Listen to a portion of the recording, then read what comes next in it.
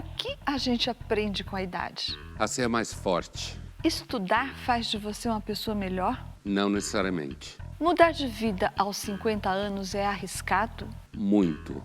E quanto mais velhos ficamos, mais maduros nos tornamos? Não necessariamente.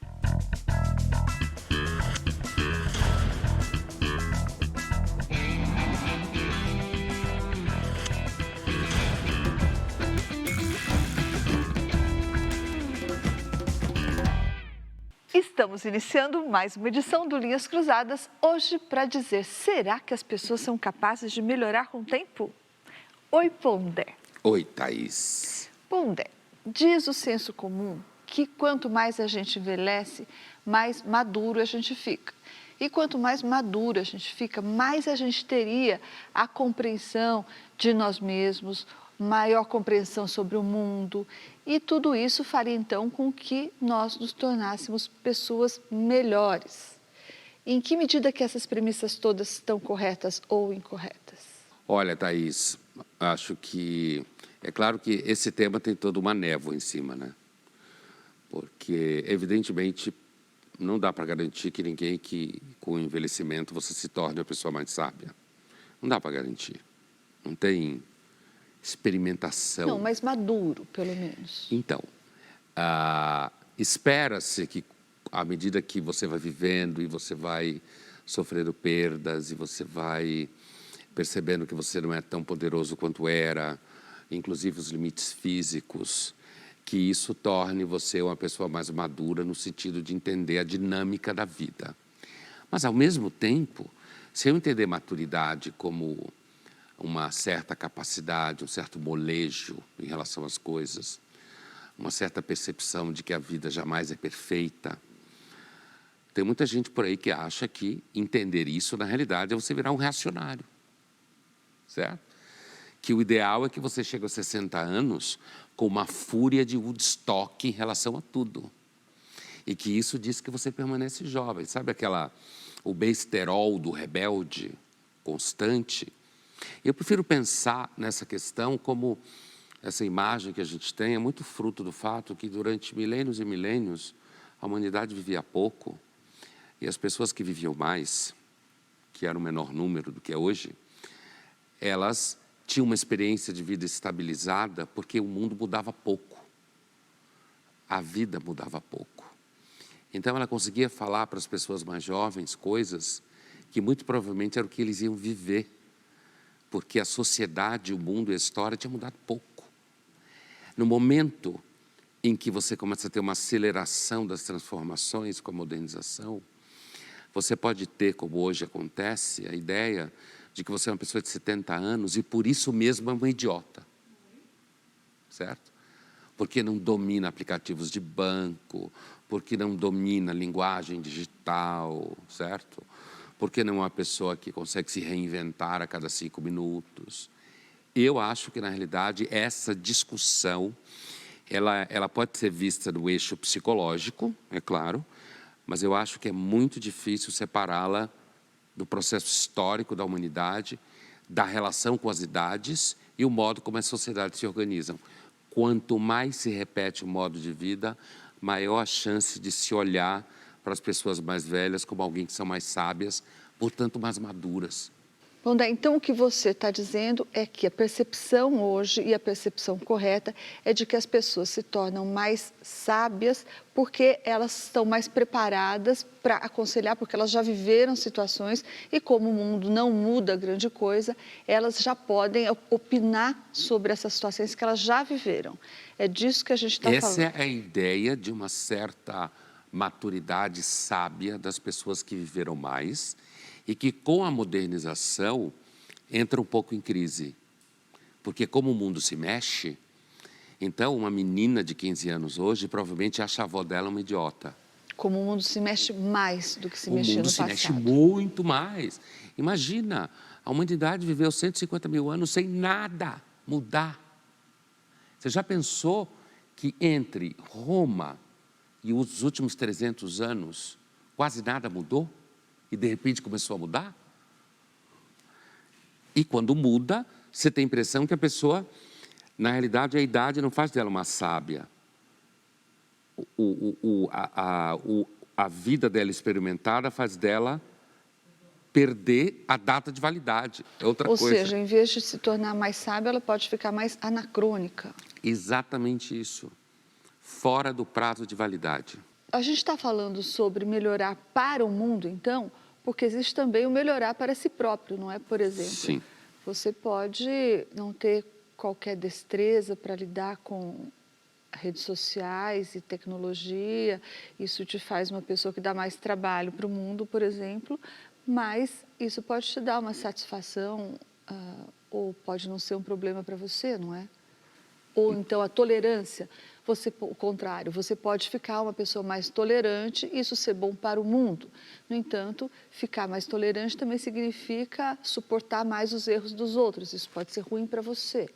Então, o que a gente está falando? Melhorar para o mundo ou melhorar para você Eu não mesmo? acho que dá para separar completamente uma coisa da outra, né?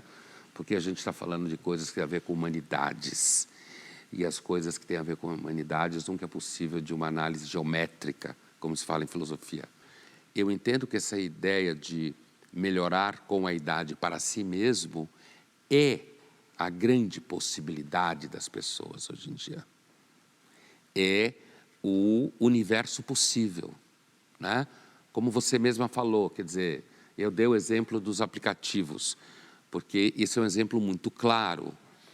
Os bancos hoje, eles operam uma exclusão digital que é absolutamente, monstruosamente evidente, certo? Com pessoas que não sabem mexer em aplicativos. Agora, você, na sua história de vida, aí entra aquilo que eu falava no começo, que é o território psicológico. Eu acho que esse é o território possível hoje de se pensar, muito mais do que no outro. Eu posso, por exemplo, se eu tiver uma condição material mais ou menos razoável, mandar esse sistema de aplicativos para o inferno, não usar, né? Conseguir tirar meu dinheiro do banco, usar meu cartão de crédito, certo? E usar o mínimo possível isso daí, mas para isso eu vou ter que parar de querer parecer o meu neto, certo? Que é uma coisa que nem todo mundo faz. Você quer parecer seu neto, quer parecer sua neta, você usa sua neta como padrão, você quer ser tão feminista, tão descolada como a sua neta, o que sempre faz você ficar ridícula ou ridículo. Tanto faz o gênero aqui, como quase sempre, não faz nenhuma diferença. Mas assim, então, agora, eu posso muito bem, quer ver um exemplo muito comum? Você envelhece e você vive, passam os anos e você aprende, por exemplo, a dizer não. Não, não quero, não vou, não me interessa. Aquilo que as psicólogas chamam de parar de se preocupar com o olho do mundo, certo? E de repente se livrar de uns falsos selfie que você vai construindo ao longo da vida para agradar um monte de gente à sua volta. Vamos ver agora, Pondé, o que o cantor e compositor Renato Teixeira tem a nos dizer sobre a frase que diz que envelhecer torna a pessoa mais sábia. Vamos ver se ele concorda com isso. Depois de uma certa idade, realmente o homem fica um pouco mais sábio. Mas isso não quer dizer muita coisa, isso não muda muita coisa. Como diria os grandes pensadores, só sei que nada sei. Quanto mais o tempo passa, mais você acha que sabe e menos você sabe, porque realmente a vida é uma coisa complexa, precisa ser avaliada com muita intensidade e não dá para você chegar num determinado momento da sua vida e dizer eu sei tudo. Eu posso dizer para vocês, eu não sei nada, estou querendo aprender. Então, a fala dele, quer dizer, está citando Sócrates, né? Quer dizer, quanto mais eu sei, mais eu sei que nada sei. A fala dele é uma fala bastante complexa, pelo seguinte: não resta dúvida que a ideia do Sócrates, usada por ele, aquilo que a gente chama em filosofia de docta ignorância, é a ideia de que quanto mais eu sei, mais eu percebo o quanto eu não sei. Portanto, quem acha que sabe muito, na realidade, é quem de fato não sabe nada, né? Então, isso daí é uma ideia profunda na filosofia, e pode sim ser aplicada à experiência de vida. Porque normalmente pessoas que têm muita certeza são imaturas, a começar pelos próprios jovens, que não conhecem muita coisa, portanto podem ter tanta certeza e acreditar que uma teoria sobre o mundo explica tudo, certo?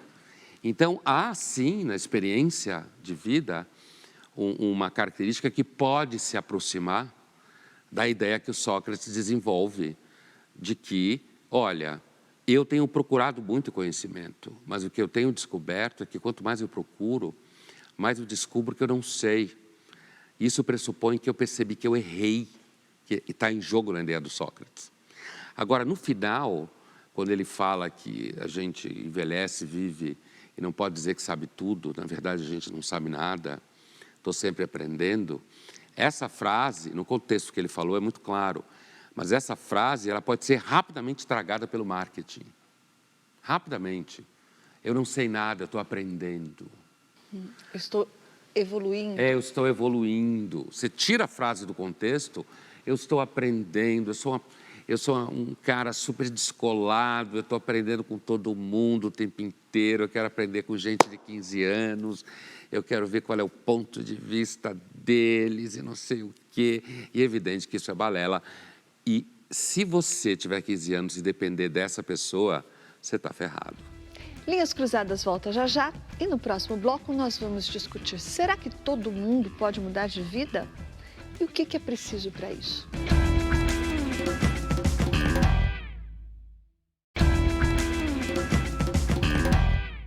Estamos de volta com Linhas Cruzadas, hoje falando se as pessoas mudam ou melhoram com o tempo.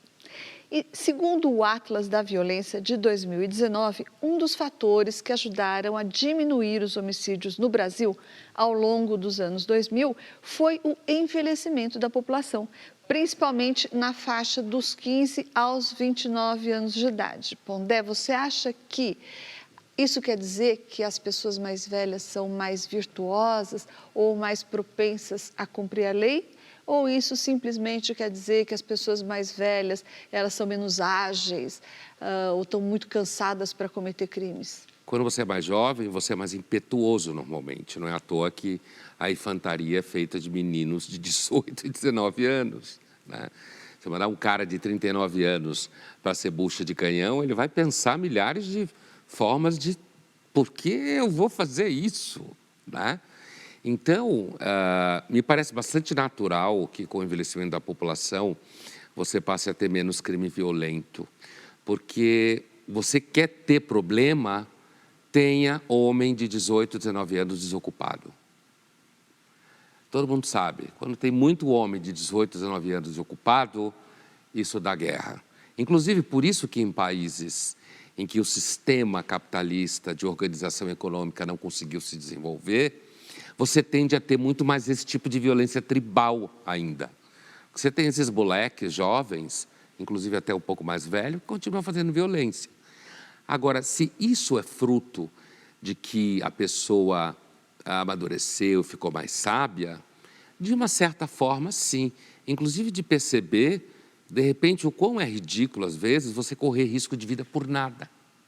Né? E simplesmente, você vê o teu amigo que levou uma vida completamente inútil, morreu jovem, enquanto que você escapou daquilo e aprendeu.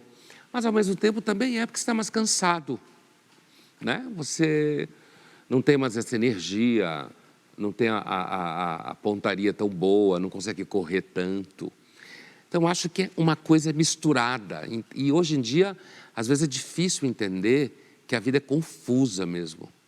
Tem elementos, às vezes, que se juntam para fazer um terceiro completamente diferente. Vamos ver agora o que o delegado Oswaldo Nico Gonçalves, da Polícia Civil de São Paulo, tem a nos dizer sobre crime e idade. Olha, eu acho que quando vai chegando a velhice, a pessoa vai ficando mais experiente. Vem os filhos, os netos, daí a tendência de praticar menos crime, né?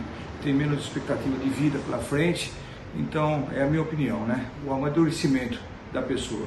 O jovem que pratica crime não tem aquela expectativa que já chegou uma pessoa com mais idade. Essa é a minha opinião. é uma opinião de alguém que tem experiência de chão de fábrica, digamos assim, né?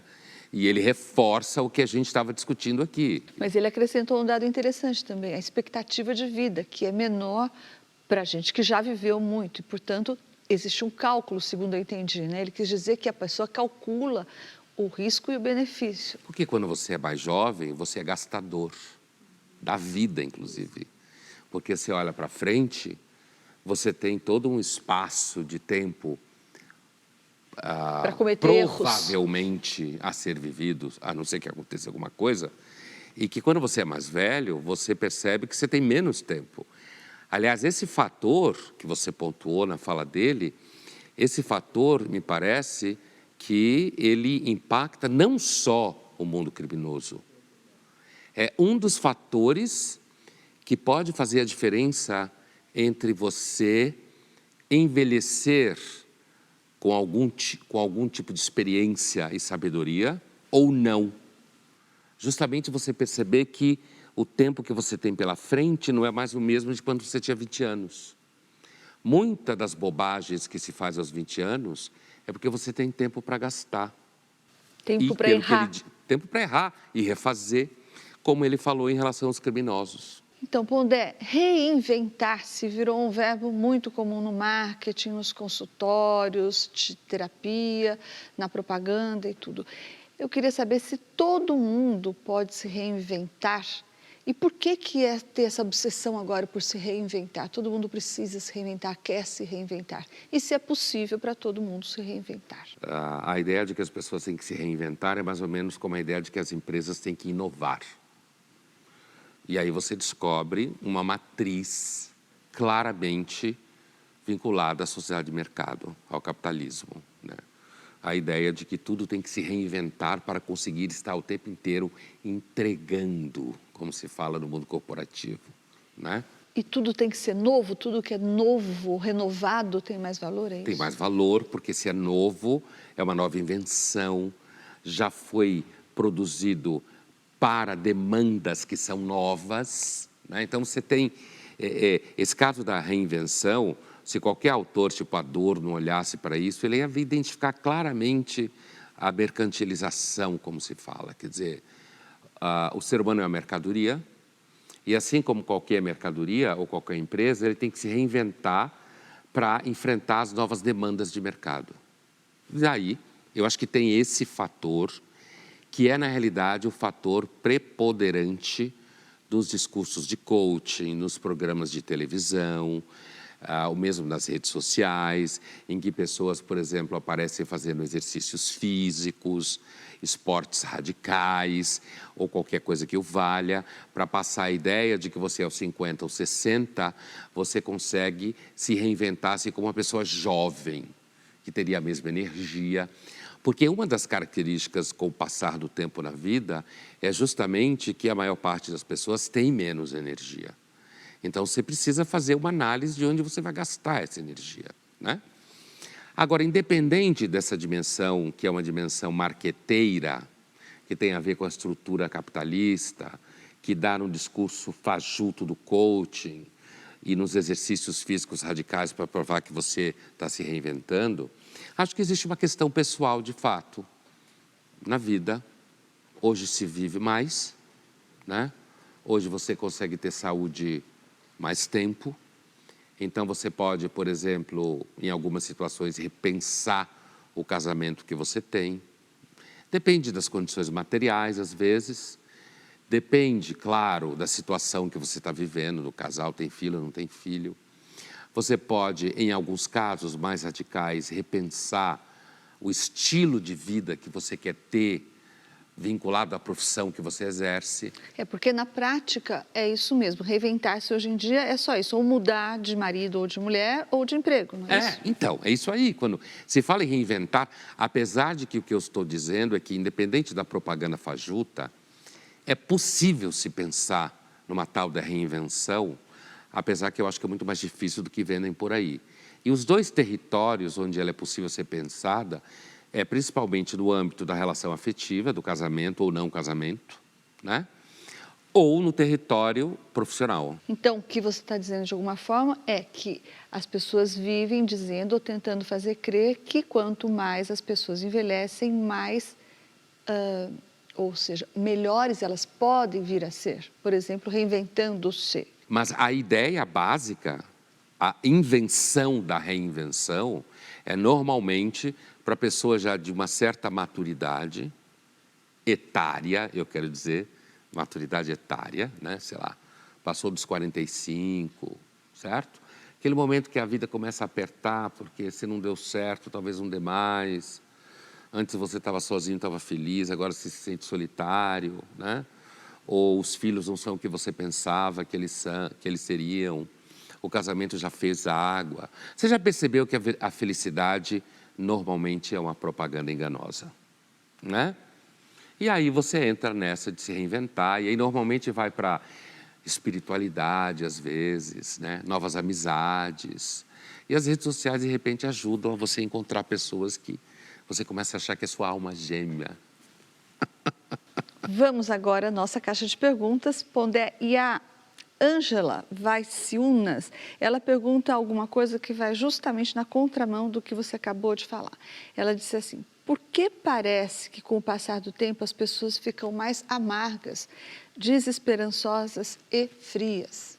Porque justamente a vida vai deixando de ser tão divertida, né? Assim, inclusive, principalmente se você é uma pessoa que teve muitas expectativas, você poderá ficar uma pessoa muito amarga com o passar do tempo. Se você se iludiu muito com o mundo tal como ele é, se você é uma pessoa que comprou muitas teses falsas de como a vida devia ser, se você desenvolveu uma doença terminal, certo?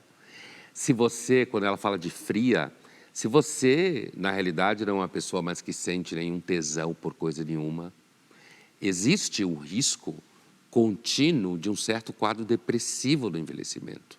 Nós evoluímos num ambiente em que muito poucas pessoas envelheciam. E mesmo esse envelhecimento era primeiro na nossa categoria de calendário, hoje menos anos, era considerado mais velho. E depois o mundo que essa pessoa vivia, ele mudava praticamente nada. Então, essa ideia de que as pessoas melhoram com o tempo, ficam mais sábias, mais maduras, também tem a ver com a ideia de que o mundo, a ideia inclusive marxista, de que o mundo evolui, o mundo melhora, a civilização tende a se superar? Eu acho que o otimismo que aparece no Marx, na verdade, é um otimismo típico do século final do XVIII e do XIX, né? Tanto marxistas quanto burgueses partilham desse otimismo, né? De que a humanidade evolui, a história evolui, a sociedade evolui. E a ideia de que as pessoas evoluiriam está muito vinculada a isso, sem dúvida nenhuma. E à medida que você vai evoluindo, são duas ideias de evolução, digamos. Uma é de que as pessoas, à medida que você vai vivendo, você vai aprendendo mais, e aí você ficaria melhor de alguma forma. E a outra é de que quem vai nascendo cada vez melhor. A maior parte das pessoas vive uma vida sem ter encontrado nenhum grande sentido no que faziam. Envelhecem, não fazem coisa nenhuma. As famílias cada vez mais atomizadas. Não tem muito dinheiro, certo? E a gente não está acostumado a viver muito tempo sabendo que a morte está chegando. Isso entristece, pode deixar você amargo mesmo. Para participar do Linhas Cruzadas, envie a sua pergunta ou seu comentário através das redes sociais da TV Cultura usando a hashtag Linhas Cruzadas. E Linhas Cruzadas volta já já e no próximo bloco nós vamos discutir: será que a educação faz da gente pessoas melhores?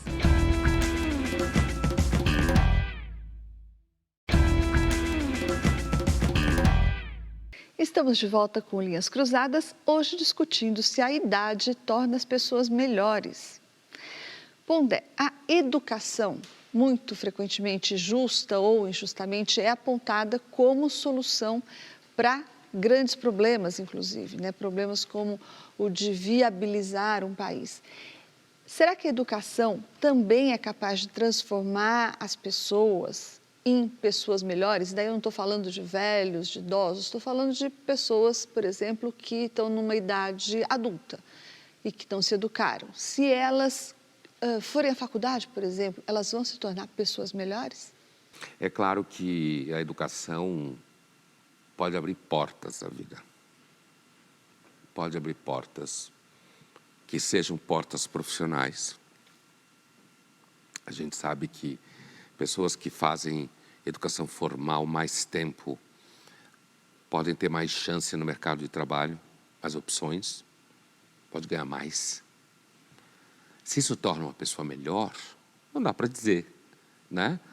Agora, isso sem dúvida nenhuma torna a vida dessa pessoa materialmente, possivelmente melhor. Isso poderá fazê-la melhor, mas não necessariamente. Isso significa que não é melhor fazer educação formal? Não, significa que é melhor fazer educação formal, percorrer a formação, né, na escola, universidade e tudo mais. Se a educação pode tornar você uma pessoa melhor no sentido moral, né? Olha, algumas pessoas relatam que, por exemplo, leitura de clássicos fez com que elas pensassem melhor em determinadas coisas da vida, que elas se entendessem melhor, né? Que elas conseguissem, de repente, uma situação em que elas perdoassem alguém que elas não conseguiam perdoar. Vamos ouvir agora o que disse a antropóloga Miriam Goldenberg sobre as pessoas se tornarem melhores com o tempo. Sempre me perguntam, as pessoas melhoram ou pioram na velhice? Em 30 anos de pesquisas, com 5.000 homens e mulheres dos 60 até quase 100 anos, eu posso dizer uma só coisa. Não existe velhice no singular. Velhice é sempre no plural. Velhices. Tem homens e mulheres que, quando envelhecem, florescem e acabam sendo o seu melhor, sua melhor versão, e muitos que com o envelhecimento murcham e acabam sendo a sua pior versão. Isso não é só uma questão de opção pessoal nem de personalidade. Depende muito das circunstâncias familiares, sociais, econômicas, da saúde e de toda a história de vida. Mas o que eu percebo em comum nos mais velhos que eu venho pesquisando é que todos valorizam extremamente a autonomia, a capacidade de dizer não e também o uso do tempo. Com a velhice, eles e elas dizem: é a primeira vez que eu posso ser eu mesma ou eu mesmo, é o melhor momento de toda a minha vida. Eu me sinto mais livre para ser quem eu sempre fui, mas não tinha coragem de ser, porque queria agradar todo mundo, porque me comparava pelas pressões sociais. Então, na velhice, para muitos homens, especialmente para as mulheres, pode ser um momento de libertação e de florescer. Palavras que as mulheres principalmente usam muito. Por quê? Porque elas aprendem a ter a coragem de dizer não. Muito bom o que ela falou, assim, acho que essa coisa de dizer não, né, muito claro, a importância da autonomia, né, inclusive isso inclusive tem um vínculo direto com as funções cognitivas, com o uso saudável das funções cognitivas que estão ligadas ao corpo. Né? Então tem uma variável aí que você pode cultivar para que continue funcionando melhor, né? Mas essa ideia de que você pode ser você mesmo depois de uma certa idade e que você passa parte da vida não sendo, é claro que parte dessas imposições sociais não é uma sociedade extraterrestre que faz sobre você, é você fazendo parte da vida. Você tem filhos, por exemplo, né? Como ainda a maior parte das pessoas tem, você tem que pagar boletos, porque para você chegar aos 60, 70, 80 anos razoavelmente bem, você tem que ter tido alguma condição material para isso. Portanto, você tem que ter trabalhado. Ou se você é herdeiro, não, mas você tem que ter trabalhado. Então, isso que eu acho que é importante pontuar, que às vezes, quando você, depois de uma certa idade, você consegue, de repente, ser mais livre, no sentido que ela fala, que eu entendo o que ela quer dizer muito bem, aproveitar o tempo melhor, que isso daí acontece porque você construiu uma condição para você ser capaz de fazer isso, de você exercer isso, e que antes você simplesmente não podia. Agora, a diferença entre mulheres e homens que ela aponta, eu acho que a questão plural que ela disse é perfeita, quer dizer, as pessoas tendem a viver o processo da vida diferente, e essa diferença não é fruto só da vontade pessoal, é fruto das condições materiais e contingenciais a qual você viveu e nasceu. Vamos ver agora uma cena do filme Uma História Real, do David Lynch. Conta a história de um velho que se tornou sábio porque errou muito na vida.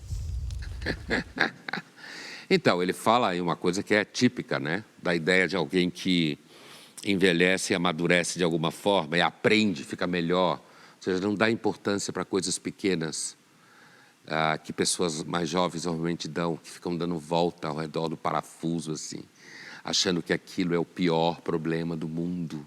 Né? E você tem uma perspectiva um pouco mais ampla do que pode acontecer. Como ele mesmo fala, quer dizer, separar o joio do trigo. Não há nada de bom em você ficar cego e coxo, né? Ele diz, mas você aprende, tendo vivido muito, e a vida já te mostrou um monte de coisas, que você percebe que às vezes você tem que saber que você deve prestar atenção nisso e não dar bola para aquilo. E é muito interessante na cena, é a atitude do jovem que pergunta para o Alvin e o que é ruim, né? O que é pior no envelhecimento, que ele está jogando uma pedra. Quer dizer, o jogo da cena é muito claro. Na verdade, esse jovem que joga a pedra, para ele é muito claro que envelhecer é uma porcaria. Porque o modo como ele faz é um pouco diferente do gesto do outro que está falando com o Alvin. Esse que joga a pedra é mais ou menos assim, tipo, eu vou fazer uma pergunta para ele, tipo, por que é muito ruim ser velho? É tão óbvio isso daí. Não precisa nem falar, nem precisa escutar o que ele está dizendo. Porque normalmente, quando você é mais jovem, é evidente que é muito melhor ser mais jovem. Porque você tem mais saúde, você vai viver mais tempo, né? E o jogo entre o mais jovem e o mais velho seria justamente em que a experiência de vida do que é mais velho consegue, de alguma forma, ajudar esse processo do lado de cá. Isso vale para alguém entre 15 e 30 anos de idade. Vale para alguém entre 18 e 38. É evidente que vale. Não é só uma questão de você chegar aos 80. A experiência de vida e as coisas que vai acontecendo, você percebe a diferença de 20 para 12. Vamos agora ao nosso jogo rápido. Pondé, você aos 20 anos, você via a vida de uma forma diferente ou você concorda com o que diz o Émile Cioran? Que a vida desde os 20 anos foi um longo e inútil trabalho de verificação do que ele já sabia aos 20 anos. Olha, Thaís, eu diria sim e não. Acho que há algumas coisas de fundo, eu diria que o que eu sei aos 63, eu sabia aos 10. Né? A percepção de que a vida está submetida a violentas contingências. Isso eu sei desde os 10 anos de idade. Desde os 10 anos? Eu estou falando um número redondo, pode até ser menor. Não, mas espera, crianças de 10 anos não levam em consideração o poder da contingência, o impacto dela na sua vida. Mas é capaz de perceber isso. Perceber a sua volta, na ação das pessoas, nas coisas que acontecem, no ambiente em que circula. Não tem um conceito, mas a percepção da possível desordem, da fragilidade das pessoas, dos riscos que todo mundo corre, da variabilidade violenta das situações. Qualquer criança percebe isso. Thaís, você concorda com Montaigne, estamos filosófico, que as virtudes dos mais velhos são a falta de saúde para realizar o vício dos jovens? A gente falou sobre isso no primeiro e segundo bloco, que é justamente o exemplo que o delegado Nico reiterou, né? Ele confirmou que a baixa incidência, ou a menor incidência da criminalidade entre os velhos tem a ver justamente não com virtude, mas muito provavelmente com um certo desânimo, né, de cometer os crimes, até pela maturidade que a idade traz. Mas eu pensei uma coisa, quando é em outra esfera, por exemplo, dos casamentos, da fidelidade, talvez isso não se aplique hoje. Montaigne, por exemplo, não viu o Viagra acontecer, né? Não muda alguma coisa? Sim, o Viagra coloca em questão a possibilidade de você continuar tendo o mesmo vício. Exatamente. Viva a indústria farmacêutica. Pondé, o que você aprendeu objetivamente com a idade? Uma das coisas que eu aprendi, fora o que eu já falei antes, é que às vezes a gente nunca deve tomar uma decisão movido unicamente pelo desejo. E você? O que você aprendeu com a idade, Thaís? Eu ouvi o que disse você no primeiro bloco, que você ganhou força, a Miriam Goldenberg dizer que as pessoas ganham em liberdade. Eu pensei em segurança, mas por causa dos mesmos motivos que vocês dois apontaram, porque você tem mais segurança em dizer não, e não, eu digo não para certas relações, não para certos livros, você não precisa mais ter que ler aquele livro, não é? Isso é liberdade, mas também é segurança. Então eu acho que a idade me deu mais segurança para fazer algumas escolhas. Muito bem. Linhas Cruzadas volta já já e no próximo bloco nós vamos discutir se as pessoas afinal melhoram ou se podem piorar com a idade.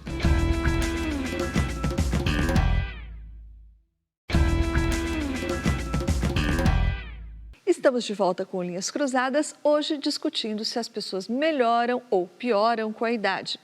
Vamos ver o que as pessoas responderam. Eu acredito que sim. Conforme a gente vai ficando mais velho, acho que vai amadurecendo, vai tendo outros pensamentos, você vai começando a enxergar a vida de uma outra forma. Eu acho que eu vou melhorar com a idade, porque eu vou ter mais tempo de fazer o bem para os outros e aprender mais e me aprimorar como pessoa. Eu acredito que eu mudei sim, porque tudo mudou nos últimos anos, até com o avanço da tecnologia, teve muita mudança e eu acho que se a gente não evoluir junto, a gente fica para trás. Então, eu acredito que eu também mudei e evoluí. Eu acredito que sim, quando eu era mais jovem tinha alguns pensamentos que hoje já, quando eu era mais novo, não me priorizava, hoje eu priorizo, coisas que eu não me preocupava, hoje eu preocupo e acredito também a forma de pensar, muita coisa, amadurecimento, coisas que eu acreditava, hoje eu não acredito mais e coisas que hoje eu passei a acreditar, valorizar, coisas que eu não pensava quando eu era mais jovem. Eu acho que vai melhorar, até por uma questão de evolução pessoal mesmo. Com o tempo, né, a gente vai se aprimorando como pessoa e é isso. Eu espero que tudo vá melhorando também em relação ao país, né, situação econômica, social e tudo. E, no geral, é isso mesmo. Eu acho que no começo a gente vai melhorar com a idade, mas vai chegar um ponto que a gente vai começar a piorar.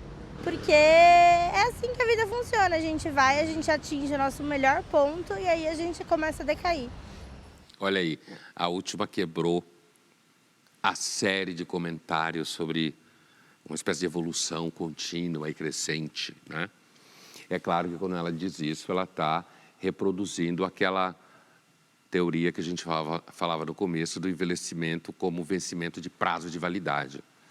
Você vai esgotando, porque existe uma teoria de fundo muito comum na nossa época, que é a seguinte, que é partilhada inclusive pelas neurociências em relação ao cérebro, de que o ser humano é um reservatório de potências. E que o jovem é onde essas potências estão mais ativas e a ser realizadas. Em filosofia, a gente diria a ser transformadas em ato, atualizadas. E aí, e a ideia de que, então, à medida que a vida vai passando, você vai gastando esses recursos, essas potências. E aí você não vai conseguir, por exemplo, realizar um sonho que você tenha tido aos 58 anos. Eu não estou falando de filme americano idiota, né? Estou falando de vida real.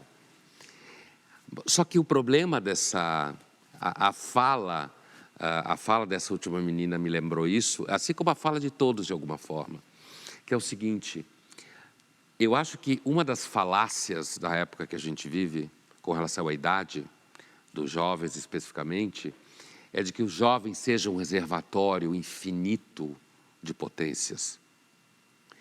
E isso faz com que eles sofram muito. Por exemplo, que o jovem tenha uma potência muito maior em lidar com estresse, por exemplo, pressão. E aí a gente confunde o fato dele poder encher a cara e ficar de pé mais fácil, ou pegar Covid e não morrer logo, certo? Como era no começo da Covid, com os mais velhos. E daí a gente conclui que a idade jovem é a idade em que você é mais capaz, porque você tem mais potência de resistir a estresse, por exemplo, na vida. O que é desmentido pela famosa teoria do U, né? Que a vida obedece uma curva igual a da letra U. Explica aí, Pondé. Que é justamente isso, quer dizer, quando você é mais jovem, digamos assim, a felicidade, por isso que é um U, né? Está aqui em cima, não é porque você lida melhor com o estresse, por exemplo, é porque você fica menos doente, você tem um horizonte todo pela frente, a maior parte do seu tempo você gasta, pelo menos era assim, se divertindo, meninos e meninas, né? Se divertindo entre si. Você não tem tantos comprometimentos, você tem alguma proteção material, fora aqueles que são muito vulneráveis. Só que à medida que os anos vão passando, você vai mergulhando lá, a teoria do U fala, quando chega lá pelos 40 anos, todo esse universo de expectativas, eles já se transformaram num universo concreto de fatos, pelo menos grande parte deles. Você pode não ter casado e agora você já não é mais tão divertido, então você se sente só, ou você pode ter casado e o casamento não é aquilo que você pensava, ou você já se frustrou, você não teve filhos e agora você já não acha isso tão maravilhoso, porque você já vê que você está ficando sozinho, porque os amigos não são tão perto de pessoas mais velhas assim, pessoas mais velhas não são tão divertidas, ou você tem filhos e eles não são um pouco aquilo que você imaginou que eles seriam, ou seja, isso é uma série de frustrações. Na profissão, a chance de você não conseguir decolar já está instalada. Então, a ideia do U é que você está lá entre os 45, os 55 até os 60, você está no poço, no fundo do poço. Se você, ao longo dessa vida, não tiver chutado o balde demais,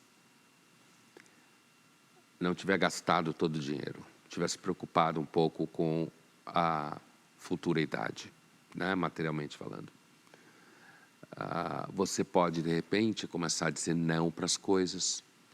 Você pode, por exemplo, começar a dizer, não, eu já fiz isso aqui, agora é com você. Se vire, certo?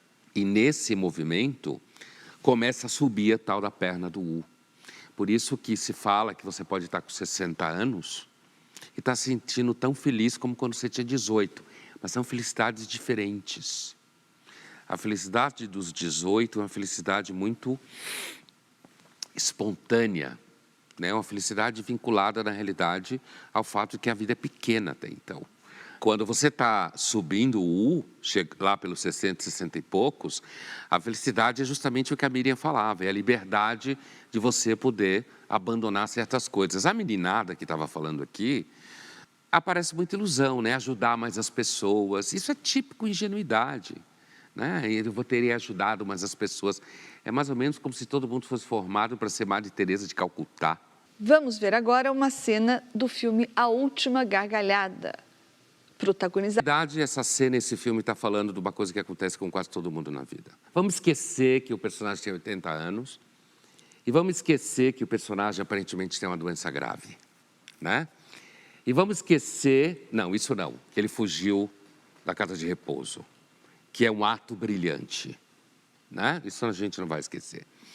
Mas o que eu quero dizer é o seguinte, é alguém que passou a vida cumprindo a função que tinha que cumprir, desistiu de ser comediante porque não ia conseguir sustentar os filhos e foi ser podólogo, uma coisa que garante a sobrevivência, dá até dinheiro, mas não tem o glamour de ser um comediante famoso, né? E você não passa o tempo rindo.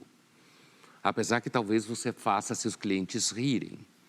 E pessoas que fazem as pessoas rirem durante o dia faz muito bom para a saúde, bem para a saúde. E aí, no final da vida, ele encontra um amigo, que também é um grande ator, né, o Chevy Chase, comediante, e ele resolve que ele vai voltar a ser comediante. Então, independente da idade, eu acho que essa cena toca no tema que é justamente aquele papo da reinvenção que a gente estava falando lá atrás, né? Que é a possibilidade de você, num dado momento da vida, ele, no caso, recuperar o que ele queria fazer agora que ele era livre, mesmo que ele esteja morrendo. E aí eu acho que é uma questão importante na cena, né? Porque uma das coisas que é muito comum por parte de filhos em relação a pais que já são bem idosos é a ideia de que é melhor mantê-los trancados numa caixinha para que eles vivam e vegetem mais anos na vida, do que deixá-los usufruir de talvez menos anos da vida, mas que eles façam o que eles querem. Isso que está presente na ideia. Eu não consegui viver como eu queria, porque eu fui ser podólogo e tal, mas deixa eu morrer do jeito que eu quero, fazendo show, dando risada, e não aqui cuidando, preso numa casa de repouso, vegetando. Essa questão, é claro que está ligada ao tema do envelhecimento, mas ela não está ligada só ao tema do envelhecimento.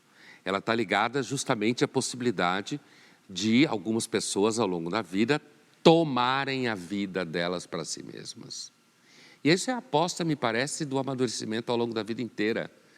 Mas eu acho que uma das características do amadurecimento, muito não em voga com a nossa época, que eu dizia que tem como projeto fazer as pessoas serem retardadas mentais a vida inteira, é porque, no fundo, o amadurecimento, você precisa aprender a acomodar uma certa tristeza dentro de você, né?